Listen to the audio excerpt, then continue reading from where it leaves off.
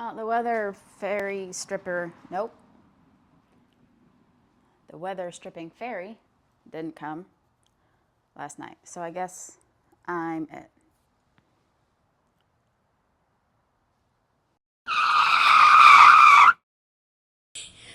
I don't know. Try not to spray myself in the face. Watch it. We don't know much about this car. But I can tell you how it ended up here. Probably gonna take off paint.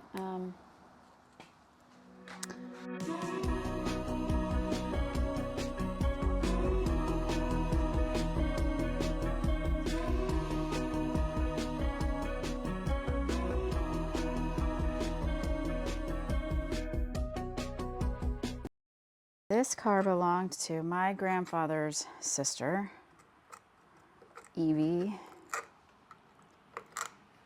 She lived in Denver, and I think for her whole life, actually. She got this car. She loved this car, according to my family members. This was like her, she's like her pride and joy. My mom also loves this car. She calls it her old lady car. But I was sitting around the fire last night, so my hair still kind of smells like fire smoke. And my garage now smells like brake clean and WD-40. So I feel like I've hit the trifecta of man.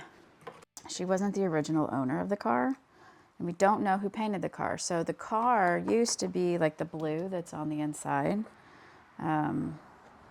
And a few of the door jambs, you can see where they either didn't paint right or it got wrecked. So it was this light blue. And she was proud of this car. That doesn't help a lot. It's gonna be under weather stripping. How much do I care about that? I don't think any. So we're not sure who painted it. I don't know if she painted it. I don't know if she bought it black. It is cooler, I think, black. I wish it was a better black, but maybe we'll get there.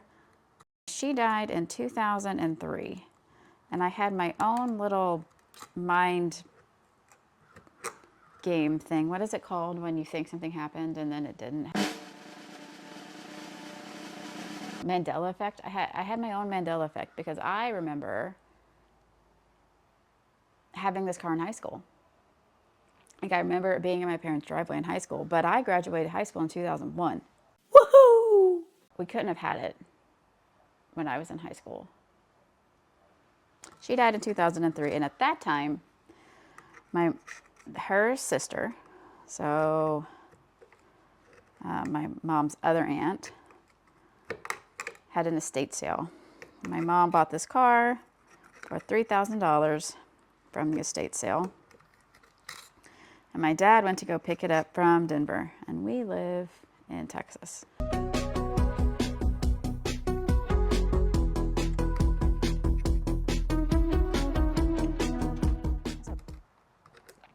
He flew up to Denver.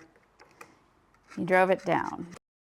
The heat didn't work. So his story is that he fueled up on coffee and winter coats and just drove all night because he was so hyped up on coffee to keep warm that he couldn't sleep. So he just kept driving. And he ended up, I don't know if he made it in one day, like just one day, or if he, just went as far as he could. I don't remember that part. I'm sure there's another easier way to do this. Do you know what? I like doing things the hard way. So 2003, it ends up in my parents' garage. You can see by the registration stickers that it hasn't gone anywhere.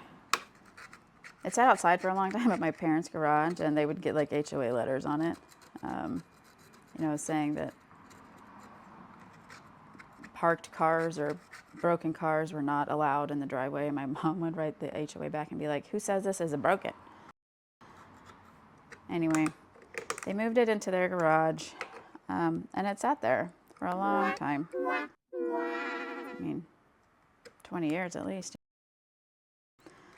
A few months ago, I moved into this house, and my dad, who's a motorcycle guy, needed more space for motorcycles, as one would. So I told him that I would take the car out of his garage. He could put it in my garage. But if it came to my garage, it was my car. That's the story of the Don't Know Chrysler.